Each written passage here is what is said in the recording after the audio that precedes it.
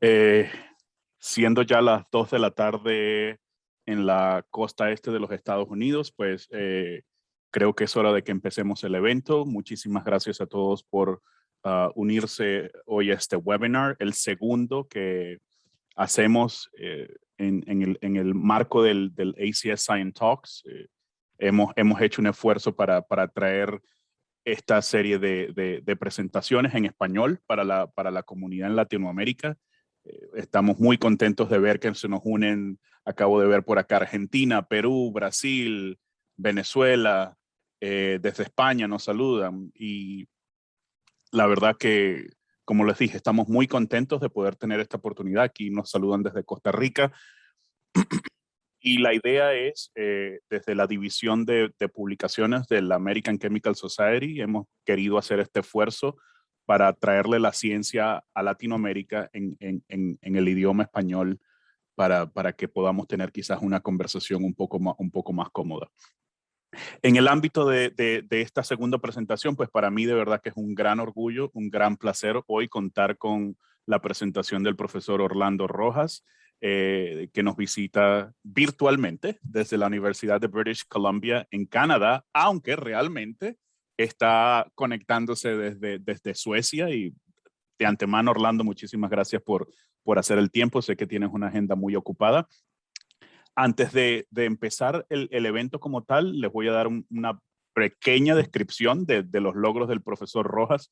Me tomaría minutos muy largos, ya que es un académico con muchos logros en su carrera.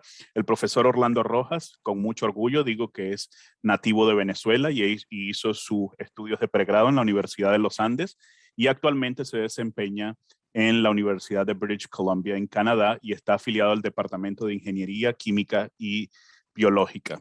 El profesor Rojas ha seguido una trayectoria académica que ha sobresalido como profesor distinguido en Finlandia y actualmente también es catedrático de excelencia en Canadá en el área de bioproductos. Por su liderazgo internacional, se mantiene afiliaciones honoríficas en 7 universidades alrededor del mundo. El profesor Rojas también ha sido elegido como miembro de la Sociedad Americana de Química, o la ACS, y de la Academia Finlandesa de Ciencias y Letras. Pues, como les dije, tiene muchos logros a lo largo de su carrera. Uno de los logros quizás más importantes ha sido recibir la selección del premio sueco Wallenberg, que sería el equivalente al premio Nobel en el área de las ciencias forestales. Se destaca también como editor emérito en la revista The Journal of Dispersion Science and Technology y actualmente es editor asociado en una de las revistas de la ACS, Biomacromolecules. Ha publicado más de 500 artículos científicos revisados y cuenta con más de 28,000 citas. Y pues, digamos, se desempeña como árbitro en muchas revistas a nivel mundial y sencillamente una trayectoria pues impecable. Y hoy el profesor Rojas nos va a estar hablando sobre bioproductos inspirados por la naturaleza en cuanto a los avances y tecnologías sostenibles. Así que pues vamos a dar una pequeña presentación sobre la ACS y sobre la revista, pero primero que nada, de nuevo, Orlando, muchísimas gracias por estar con nosotros. No sé si quieres decir unas pequeñas palabras de bienvenida. Sí, pues bienvenido a todos. Un orgullo muy grande poder practicar el español y conectar con toda la gente buena de Latinoamérica, de España y de todas las partes hispanoparlantes, así como aquellos que hablan portuñol. Un gusto muy grande estar aquí. Muchísimas gracias, Orlando. Um, Así que nada, antes de que comenzar, solo quería darle una pequeña, de manera muy abreviada, un pequeño preámbulo sobre quiénes somos los que pertenecemos a la Sociedad Americana de Química, o la ACS en sus siglas en inglés. Es la sociedad científica más grande a nivel mundial, con casi más de 130,000, 150,000 miembros a nivel mundial. Presentamos más de 65 premios a nivel al menos de los Estados Unidos, pero tenemos muchos premios también y ayudas a nivel mundial. Ayudamos estudiantes que están tanto en la primaria como están estudiantes que están en el bachillerato, existen programas para apoyar investigación científica y anualmente otorgamos más de $20 millones en ese tipo de programas de ayuda a la investigación. Al nivel del grupo de publicaciones, contamos actualmente con un programa de casi 75 revistas en varias áreas de la química. En el año 2020 publicamos más de 55,000 artículos que recibieron más de casi 3.5 millones de citas. Y nuestros artículos son leídos a nivel mundial, digamos, en proporciones que mucha de la competencia está casi envidiosa, con más de 150 millones de artículos leídos a nivel mundial. También hace parte del American Chemical Society, los que muchos conocen como el CAS o Chemical Abstract Service. Es parte de la ACS y están primordialmente encargados de registro de nuevas sustancias químicas y contamos con más de 165 millones de sustancias registradas en esa base de datos. Así que solo tengo esta presentación muy corta para darles un pequeño preámbulo de lo que es la ACS y de nuevo, desde la división de publicaciones, les damos hoy la bienvenida. Queremos crear ese puente, como dice Orlando, ¿no? Con la comunidad en Latinoamérica. Así que esperemos que disfruten de este evento. Orlando, sé que tienes una presentación muy corta sobre tu revista Biomacromolecules, así que nada, te doy el micrófono. Bueno, muchas gracias a Carlos y Reyan por la amabilidad en la presentación y todas las palabras tan calurosas. Vamos a ver, estoy ya compartiendo mi pantalla y aquí tengo mi título. Voy a estar hablando un poco sobre bioproductos y avances en las tecnologías sostenibles y lo voy a hacer en español o en lo poco que yo puedo hacer para hablar en el lenguaje técnico en español. Me disculpan si por allí tengo algunos traspiés, pero hago lo posible, aunque los slides estarán en inglés. Y en algunas ocasiones coloco un código de barras si quieren tomar fotos para seguir un poco las diferentes links en la web. Como se introdujo, yo soy Orlando Rojas y me place mucho ver la audiencia que viene de España, de México, Guatemala, Ecuador, Costa Rica, Colombia, Venezuela. De los pocos que vi, también vi algunas personas que conozco desde hace muchos años. Es muy bonito ver el cariño que se mantiene por el tiempo y eso para mí es muy significante. Y como se dijo antes, pertenezco a la parte editorial de la revista Biomacromoléculas y aquí simplemente quería nombrar a todos ustedes que me tienen a mí como un aliado, como editor de esta revista y me interesa mucho incentivar y aumentar vamos a decir, las contribuciones que vienen de países hispanoparlantes. Muy importante que tengamos muy buena presencia porque realmente lo que se está haciendo en Latinoamérica, en España, en Brasil y en los países hispanoparlantes es increíble. Solo nos falta un poquito de empujón para atrevernos a ser más agresivos enviando nuestros trabajos a las revistas como Biomacromoléculas. Y aquí les puedo asegurar de que va a haber un buen manejo de el proceso de editorial y de de review. Brevemente, el editor en jefe lo ven aquí, es la Universidad de Bordeaux, de Francia. Él es nuevo editor y tiene mucho ánimo de lanzar esta revista para tener un aún mayor impacto. Pueden ver aquí un poco las estadísticas. Una de esas que es muy importante para todos es el tiempo que se toma para la primera decisión, que es menos de 2 semanas, y alrededor de 10 o menos semanas hasta obtener la publicación cuando un paper es aceptado. Y los tópicos que se tratan, como pueden ver, tienen que ver con polímeros sostenibles, reciclaje, aproximaciones biomiméticas, drogas poliméricas y aplicaciones biomédicas. Así que bueno, bienvenidos a enviar los trabajos allí. Solamente nombrar de que hay issues que son especiales dedicados a ciertas temáticas y también hay los que son virtuales, donde se acomodan trabajos en áreas que tengan alguna relación, entonces se coloca todo, se agrega como vamos a decir, una edición virtual. Entonces, bienvenido a Biomacromoléculas. Y ya pasando un poco al sujeto de mi presentación, aquí primero quiero vamos a decir, agradecer el trabajo de mis estudiantes, porque en verdad yo lo que soy es un embajador de lo que ellos hacen. El crédito debe ir a los estudiantes y a los investigadores en mi grupo. Y aquí lo que coloco arriba es el grupo que yo empecé en Canadá, en Vancouver. Ahora hay un poco más de personas en este grupo. Así fue como empecé. Y en el fondo el grupo tal vez más maduro que yo tenía y que sigo teniendo en Finlandia. Entonces, de alguna manera estoy entre Canadá y en Finlandia, lo cual es un reto muy grande por la diferencia de horas. Pero me motiva mucho trabajar con gente joven y eso es lo que me mantiene a mí activo y con cierta inspiración.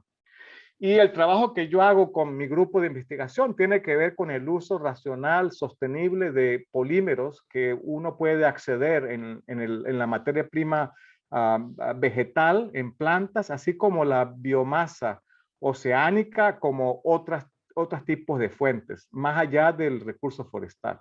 Entonces, bueno, muy orgulloso de la gente que trabaja conmigo y aquí ustedes pueden identificar mucha gente de países latinoamericanos, de Brasil y otras partes del mundo.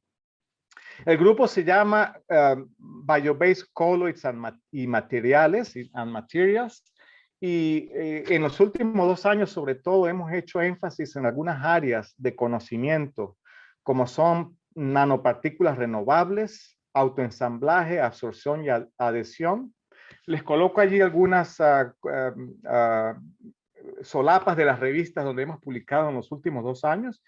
Pueden allí apreciar algunas de las revistas de la ACS que son bastante populares. Trabajamos con hidrogeles, con superficies y nos interesa mucho entender más y más las interacciones entre polímeros y el agua, que pareciera que es un tópico muy sencillo, pero no lo es. Y sin embargo tiene una grandísima importancia en lo que nosotros hacemos. Porque todos los biopolímeros van a tener relación muy íntima con el agua y hay que entender esa relación mejor. También trabajamos con sistemas multifásicos, incluyendo emulsiones, espumas y materiales dispersos, así como sistemas complejos. Y dentro de eso hemos hecho algún trabajo en la parte de sensing y detección de biomoléculas. Y finalmente, todo esto lo integramos en el procesamiento de la biomasa para crear impacto. Y eso significa que un par de las sistemas que usamos para lograr ese procesamiento es la biofabricación y la impresión en 3 dimensiones. Son algunas de las técnicas que usamos. Como se dijo antes, yo estoy básicamente en Vancouver, pero hoy me estoy uniendo desde Suecia. He estado en un periplo de viajes entre Francia, Finlandia y Suecia y bueno, hoy me tocó Suecia y por eso está un poquito oscuro aquí. Bueno, lo que voy a narrar hoy es sumamente simple. Voy a hablar un poco sobre la bioeconomía, que es un término cliché que ustedes tal vez ya han oído escuchar muchas veces, pero que ciertamente tiene un gran futuro y a nivel de investigación hay grandes oportunidades en este aspecto de la bioeconomía circular. Y parte de lo que yo hago es como director de un instituto que se llama el Instituto de Bioproductos en la Universidad de British Columbia, donde lidero alrededor de 40 profesores que trabajan en muchas disciplinas, desde ingeniería química, química y física, todos orientados al uso racional de biopolímeros en la naturaleza. Y el otro es el FinCERES, que es un clúster de materiales en Finlandia, que es subvencionado por el gobierno de Finlandia, muy buen financiamiento, donde básicamente la idea es usar la materia prima forestal, que es muy importante en países como Finlandia y en Suecia, para generar los materiales del futuro. Esa es un poco la idea que ustedes pueden ver a la izquierda.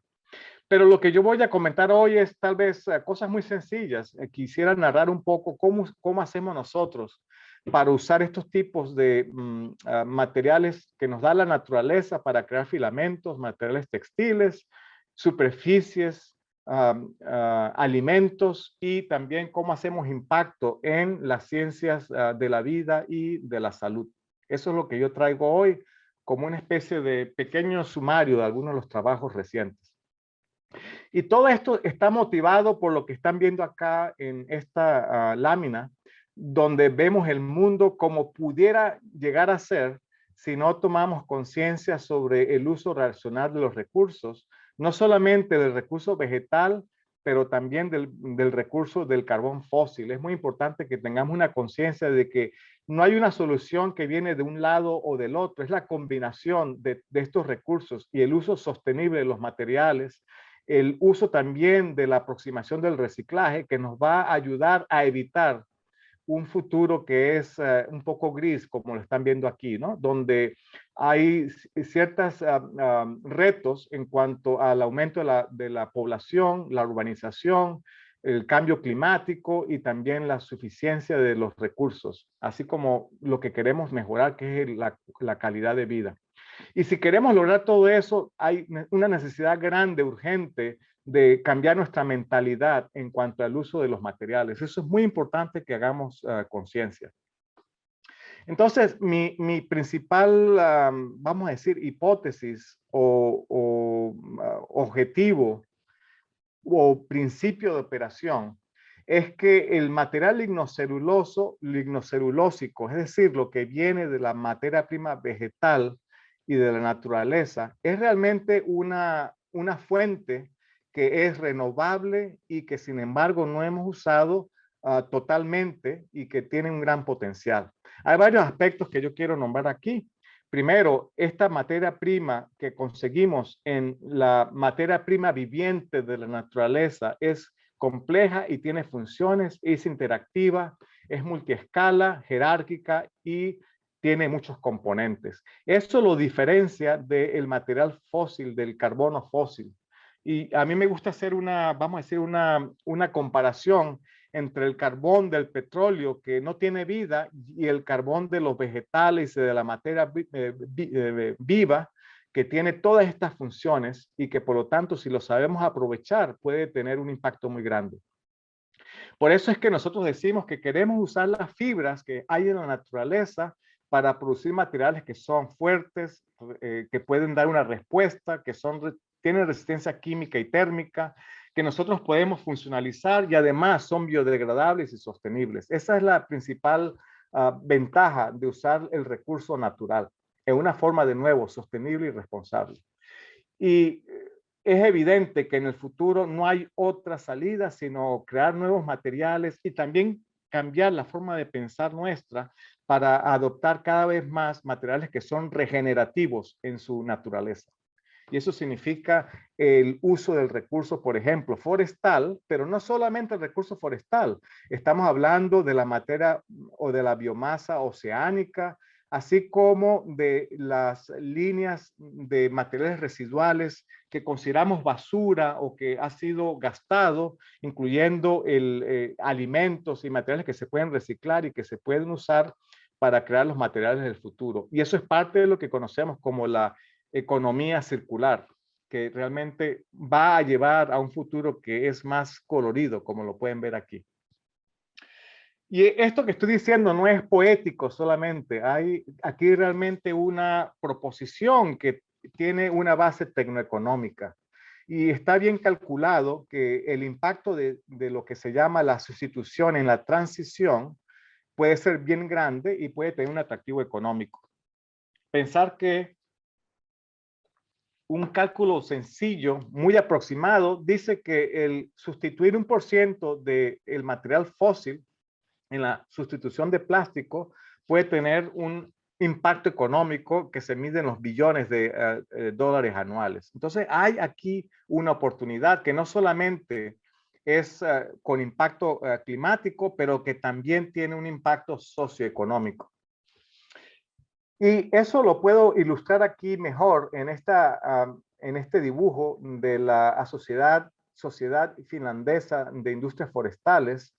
A mí me gusta usarla porque representa en verdad lo que se sabe hoy en día, que se puede producir de la materia prima vegetal si se usa en forma sostenible. Y todo, absolutamente todo lo que ven aquí en esta figura, se puede producir de la materia prima vegetal, de la madera, por ejemplo.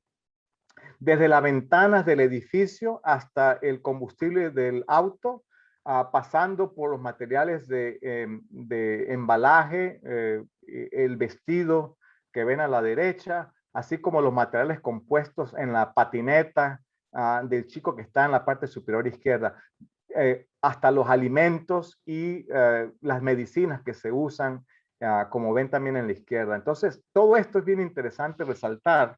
Realmente hay una posibilidad aquí muy grande que podemos nosotros acceder para el futuro. Y esto es parte de la bioeconomía circular. Y cuando digo circular, significa que tenemos que tener bien claro de que en el futuro vamos a buscar más el reciclaje de los materiales. Y eso es evidente en el área de los plásticos.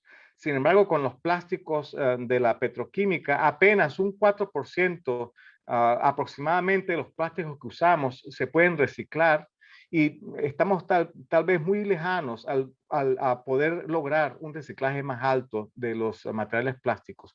Idealmente la sociedad debe dirigirse en esa dirección, pero en paralelo tenemos que pensar en los materiales biodegradables que nos otorga la naturaleza y que tienen una ventaja muy grande, como ustedes pueden ver en la parte superior de la gráfica.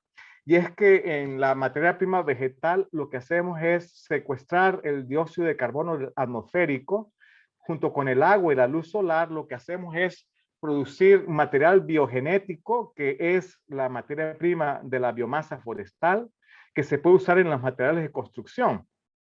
Y la vida, el tiempo de vida de un material de construcción se puede medir en los cientos de años.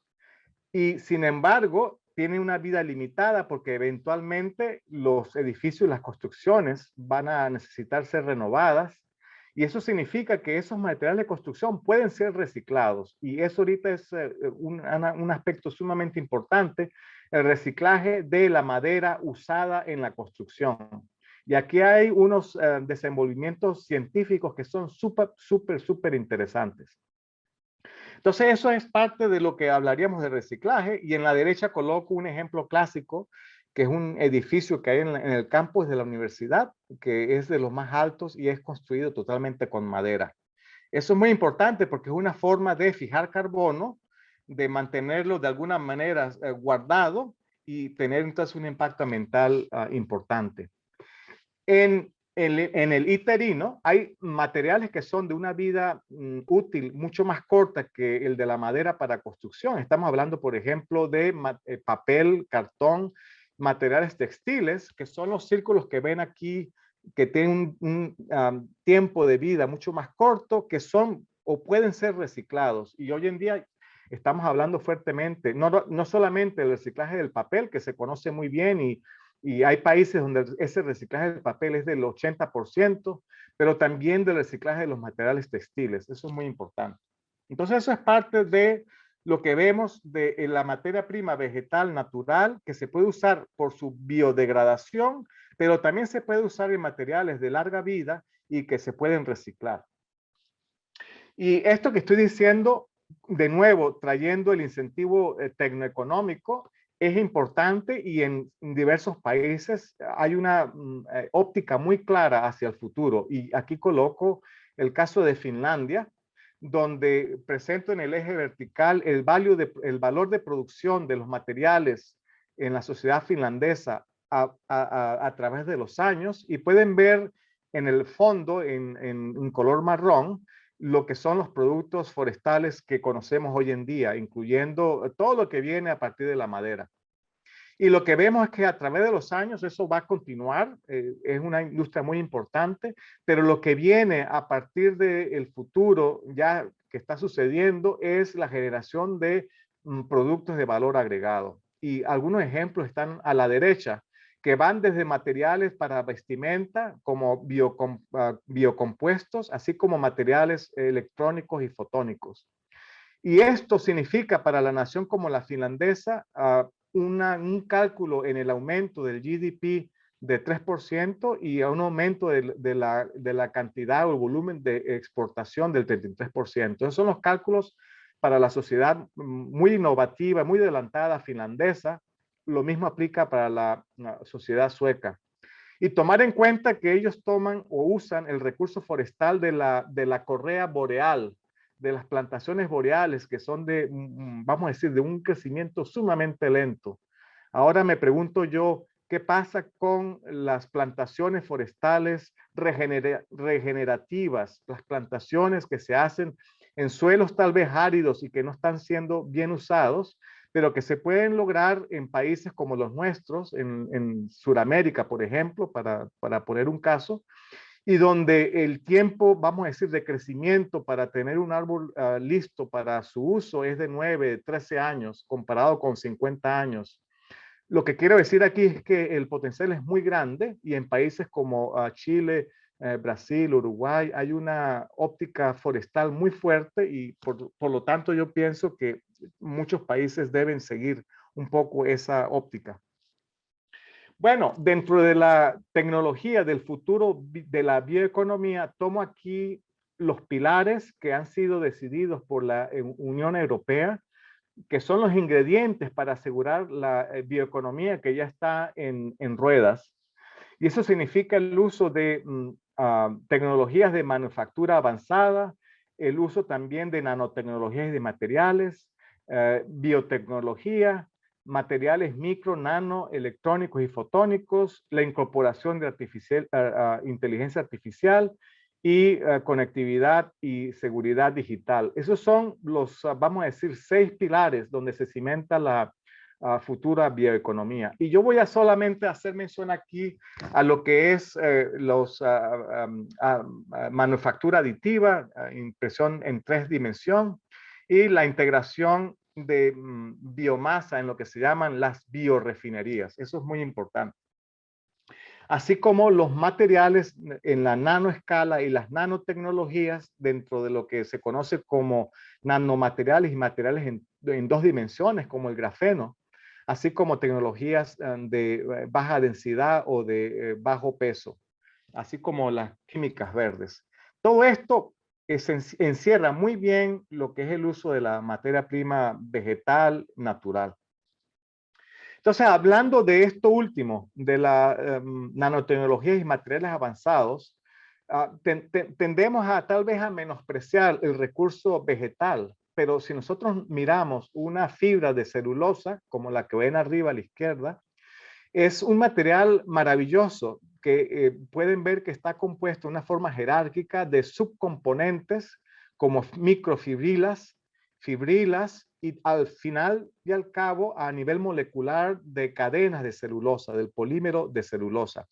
Y el polímero de celulosa es producido de una forma biogenética por la integración del CO2, agua y luz solar en una producción, de nuevo, enzimática en la pared celular que permite polimerizar la glucosa en estas cadenas de celulosa y que forman parte de la pared celular de las fibras. Entonces, ¿qué es lo que hacemos nosotros? Es tomar las fibras de celulosa de la materia prima vegetal, no necesariamente madera, pero pueden ser de muchos tipos, y lo que hacemos es abrir esa estructura, esa arquitectura para lograr abrir y llegar a esas microfibrillas en un proceso que se llamaría de top-down, yendo de arriba hacia abajo, lograr formar esas fibrilas que ofrecen mucho mayor área superficial, y eso es un poco de las cualidades de lo que hablamos de las nanomateriales y de la nanotecnología. Y para hacer eso se usa una cosa que se llama refinación mecánica, de construcción mecánica, que también se puede ayudar mediante el uso de enzimas y también usando químicos. Y esa es la línea azul que pueden ver. Es decir, que hay un costo allí para la deconstrucción de la materia prima, pero al mismo tiempo ganamos en valor y en desempeño. Y esa sería la flecha un poco rosada que ven arriba, ¿no?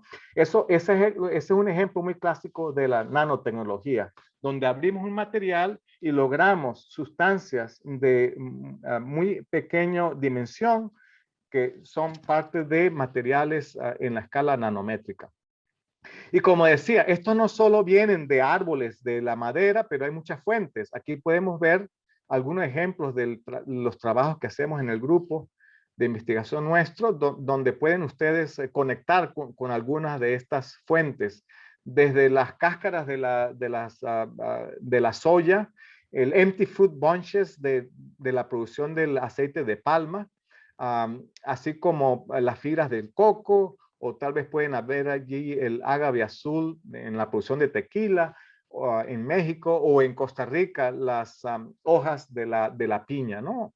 Así como el alga marina o otros materiales marinos que existen y son fuentes de celulosa. Entonces la fuente es muy variada y a la final esta celulosa es la misma cadena polimérica de celulosa donde la unidad repetitiva es un azúcar, es una hexosa, y es una molécula sumamente sencilla. El secreto que aparece y que se revela es cuando vemos cómo estas cadenas forman asociaciones poliméricas y forman cristales, como los que ven abajo, que llamamos nanocristales de celulosa, o nanofibrilas, como las que están arriba, que llamamos la celulosa nanofibrilar.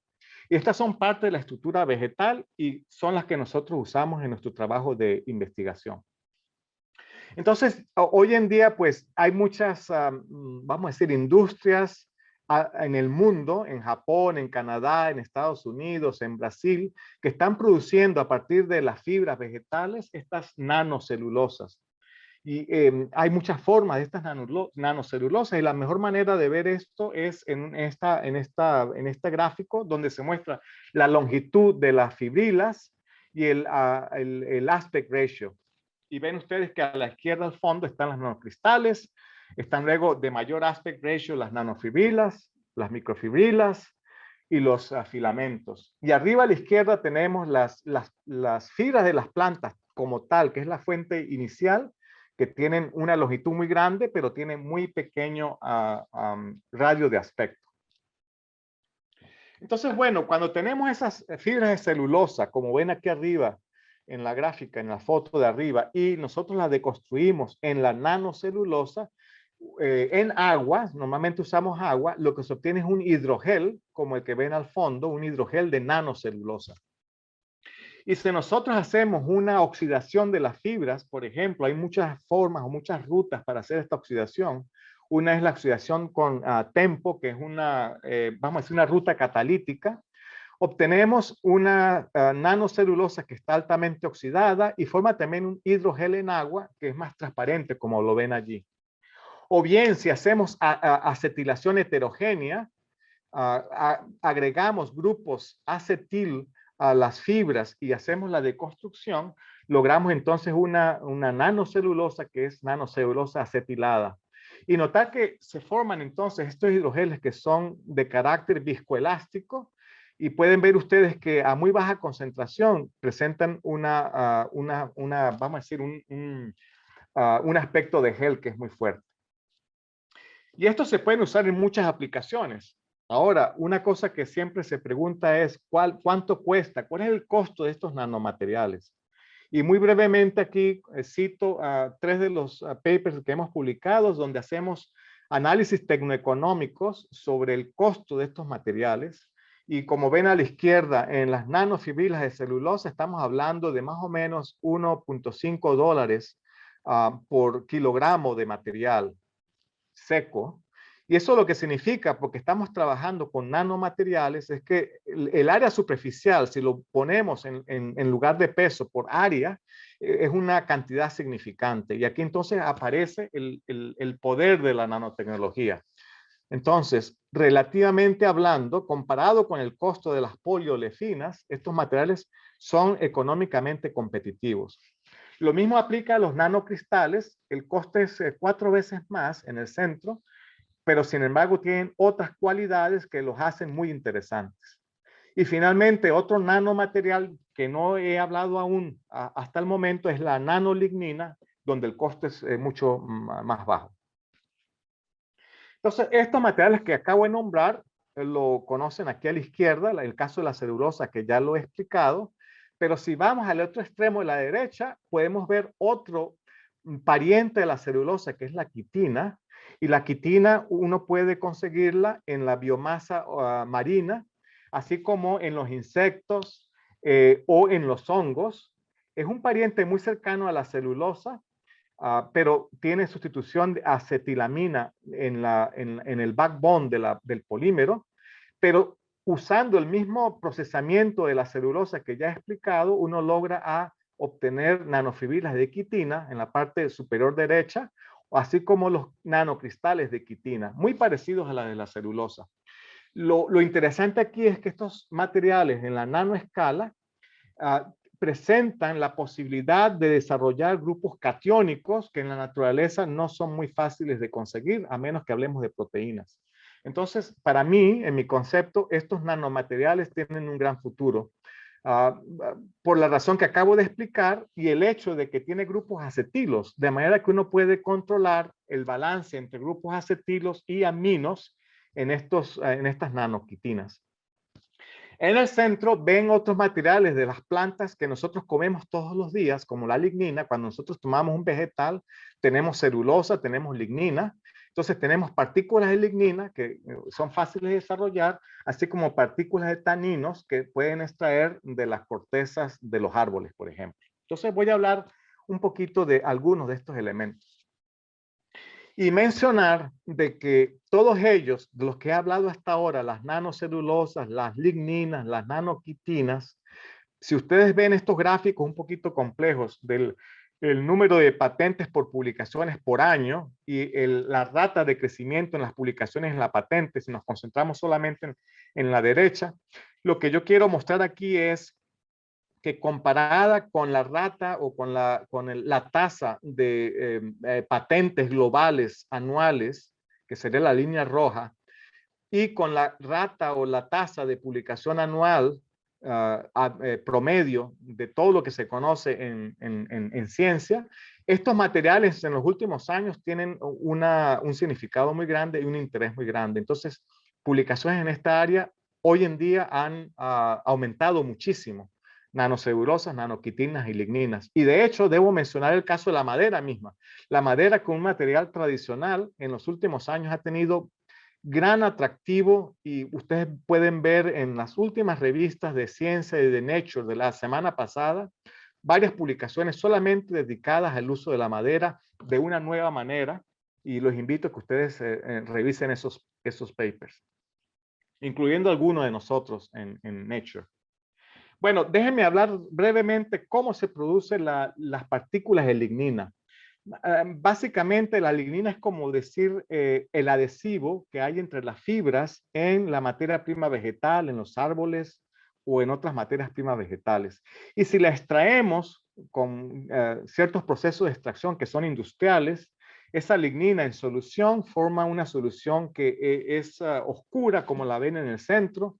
Y usando un sistema parecido a un spread dryer, es un proceso, una reacción en aerosol, uno puede hacer de que por la tensión superficial de la solución, en la medida que es transportada por aire hacia arriba con un calentamiento, va a formar rápidamente gotas esféricas y esas gotas esféricas terminan siendo partículas esféricas como las ven en la derecha. Estas partículas están formadas por la lignina, que es el polímero que ven a la izquierda.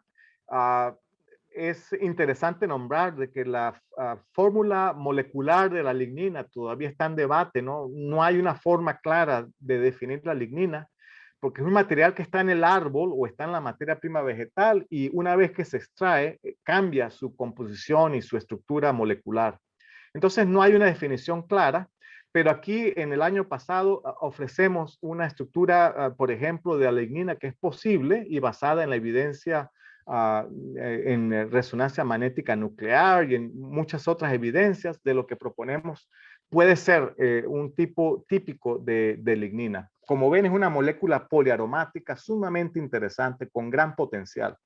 Y aquí, en una forma interesante, debo mencionar de que industrias muy grandes en Japón, en Finlandia, en Suecia, están hablando del uso de la lignina, ya no para el uso establecido de esta molécula, que por cierto es simplemente quemarla para producir energía. El valor calorífico de la lignina es muy alto, y así es como se usa en la industria, se quema simplemente. Hoy en día están hablando del uso de la lignina para, por ejemplo, en la producción de materiales para el ahorro de energía, materiales electroactivos y en baterías.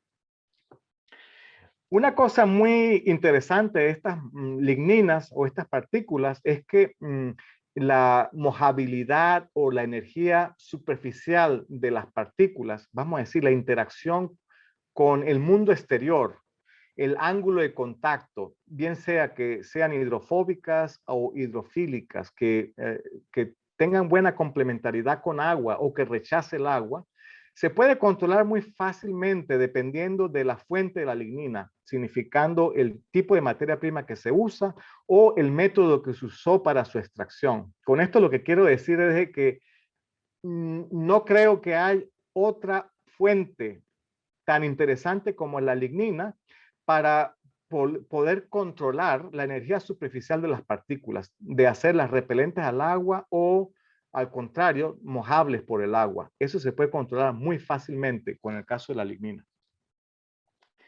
El otro ejemplo que también se extrae de plantas es los taninos, y aquí pongo algunos ejemplos de productos de hidrólisis de los taninos, que son materiales polifenoles. Y como ustedes saben, los taninos, la palabra tanino tiene que ver un poco con la industria del cuero, de hecho.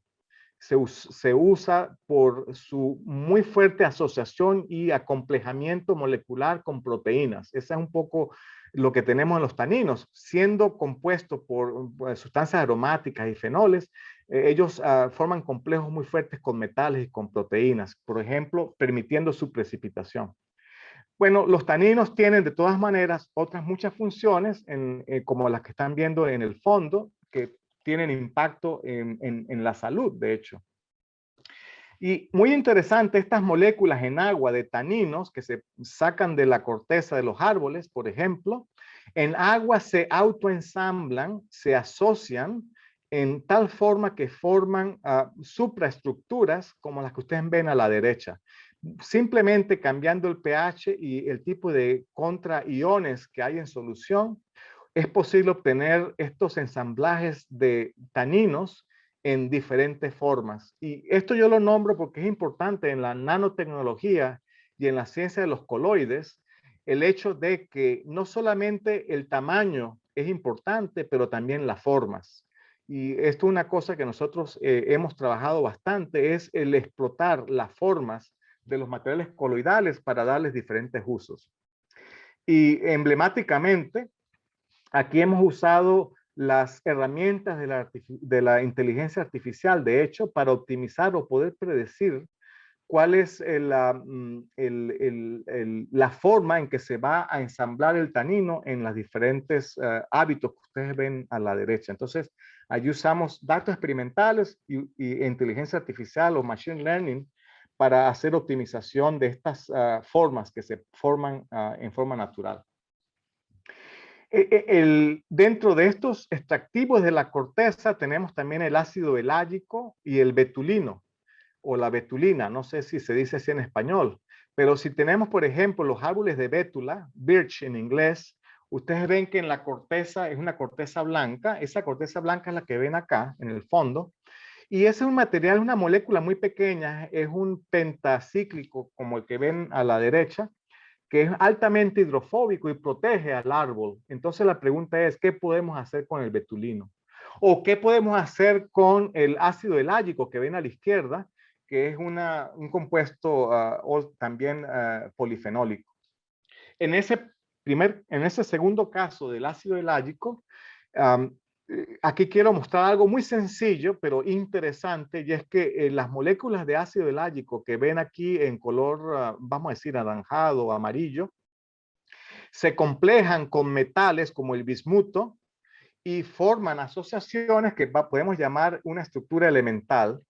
Esa estructura elemental se puede empaquetar en estructuras secundarias, como ven ustedes en el centro aquí, donde por interacciones pp del compuesto aromático, ellos forman estos tipos de secuencias o estructuras que luego llegan a ser terciarias y finalmente cuaternarias, como ven en la parte de arriba, y forman, parecido al caso de los taninos, sustancias que son en forma de agujas, como ven allí, y que son de tipo cuaternario. Y aquí lo que nosotros decimos es que se producen muy parecido a las nucleobases, a la química de los péptidos y de las proteínas, pero en este caso con un material natural. ¿Y de qué sirve esto?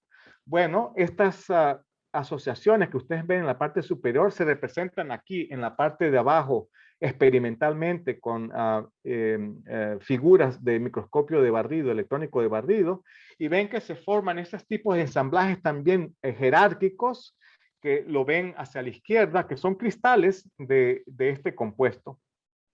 Y lo que nosotros hemos conseguido en colaboración con colegas en una reciente publicación en Science Advances, es que esta es una ruta muy sencilla de manufacturar materiales híbridos complejos que hoy en día hemos conseguido que tiene un desempeño muy competitivo, de los más altos, de los mejores en lo que es almacenamiento de energía en baterías.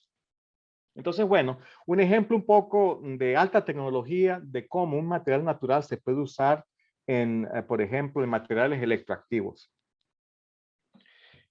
Quiero mencionar, después de la celulosa, recalcar de nuevo la quitina. Y a la izquierda tengo una foto acá de la costa en Vancouver, donde la gente suele ir a la playa y a pescar, por ejemplo, en este caso, cangrejos, ¿no? Crabs.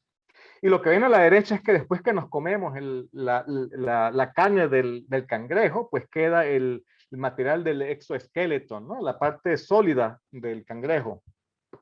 Y esta parte es la que nosotros, simplemente después de un lavado, como ven aquí, y de un proceso muy sencillo donde se usan, vamos a decir, soluciones alcalinas y ácidas, se obtienen estos espesos de flakes de quitina blanqueada, y luego por una deconstrucción mecánica se obtiene un hidrogel de quitina, que es el que ven a la derecha. Y este hidrogel está formado por la quitina fibrilar que ven a la izquierda o los nanocristales de quitina. Y esos serían de la fuente tradicional, como que en este caso fue el cangrejo o puede ser el shrimp. Pero una fuente emergente que también tenemos colaboración es con las, vamos a decir, insect farms, donde se producen proteínas de insectos y el material sólido que queda residual es muy rico en quitina y se puede usar para estos mismos fines. Bueno, vamos a decir que en los últimos pocos minutos tendría que ir muy rápidamente en algunas aplicaciones más prácticas de estos elementos y tal vez no me dé tiempo de cubrir todo, pero les voy a hablar un poco de cómo estos materiales renovables, regenerativos, se pueden usar para materiales de alimentos, materiales de filamentos en textiles, o como superficies y como recubrimientos. Pero hay muchas más, solamente el tiempo es limitado y no puedo narrar todo. Hablemos de los filamentos, tal vez me dé solo tiempo a ilustrar este caso. Si tomamos un hidrogel de estas nanocelulosas o nanoquitinas, así es como luce, ya ustedes se familiarizaron con la idea, así es como están a nivel microscópico, y si extruimos en un baño de coagulación, como ven en la gráfica, ese hidrogel de nanocelulosa o de nanoquitina, por un proceso de deshidratación, el agua que está en el hidrogel va a ser removida y reemplazada en el baño de coagulación, de tal manera de que las fibrilas se consiguen unas a otras y forman un filamento de alto desempeño. Y ese baño de coagulación o antisolvente puede ser un baño ácido, ácido clorhídrico, o puede ser una solución acuosa de cloruro de calcio, o puede ser también etanol o acetona. En cualquier caso, es un sistema muy sencillo de instalar, de diseñar. Este es un ejemplo. Y nosotros, pues lo que hemos hecho es hacer hilatura del hidrogel en ese baño de coagulación, y me gusta mostrar este video de hace unos 5 años, pero sigue siendo válido, donde se muestra cómo el filamento se produce a una tasa o una rata de producción relativamente rápida, ¿no? Entonces, eso es lo que se llama hilatura húmeda, wet spinning. Y el proceso es muy interesante desde el punto de vista coloidal. Es un proceso de coagulación donde hay un intercambio del solvente y las fibrilas de celulosa se consiguen unas a otras, forman puentes de hidrógenos muy fuertes y luego durante el secado, la remoción final del agua, producen estructuras sumamente fuertes.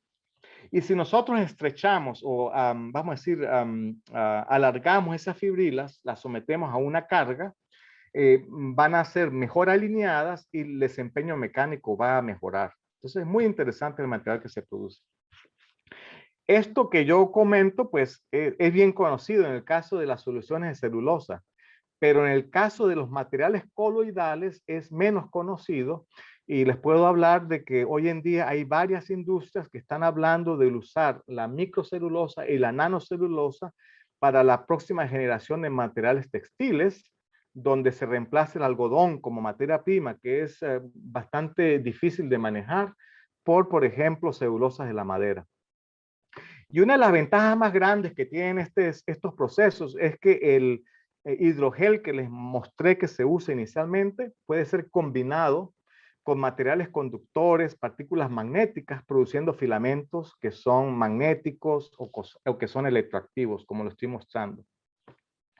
Y para poner el caso, algunos de los miembros de mi grupo hoy en día han fundado compañías o trabajando en compañías donde estos filamentos son usados, por ejemplo, para almacenamiento de energía, en el concepto, por ejemplo, del flywheel, entre muchos otros que pueden ser utilizados.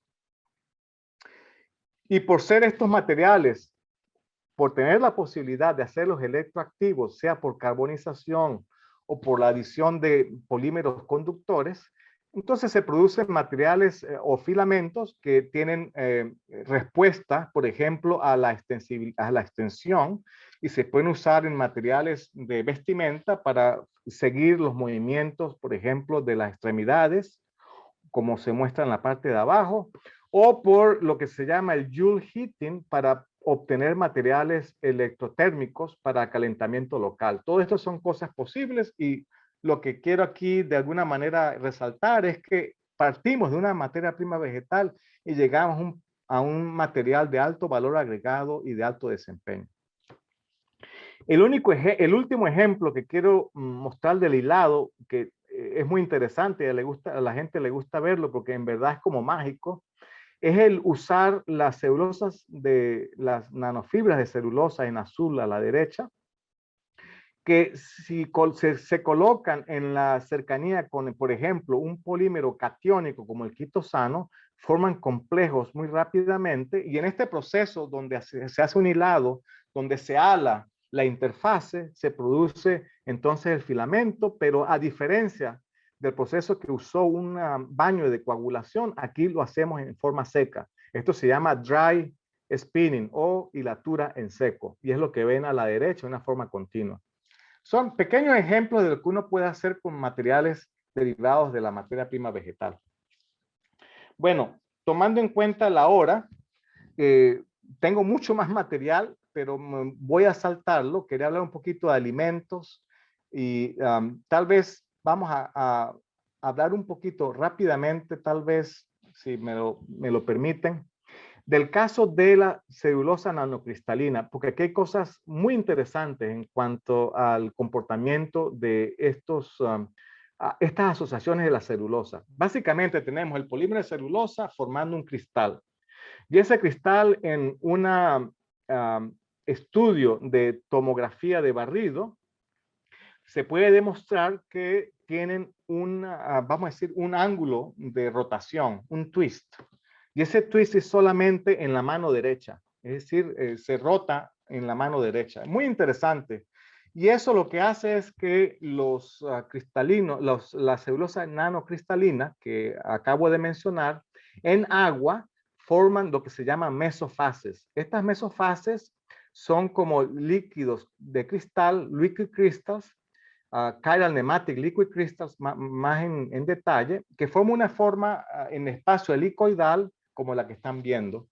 Y esa forma helicoidal en agua, si la removemos el agua, se colapsa en un film, y eso es lo que ustedes ven en la parte principal de la slide, donde ven un film en la sección transversal, donde esa especie helicoidal se colapsa y forman esas rotaciones con un cierto ángulo de rotación.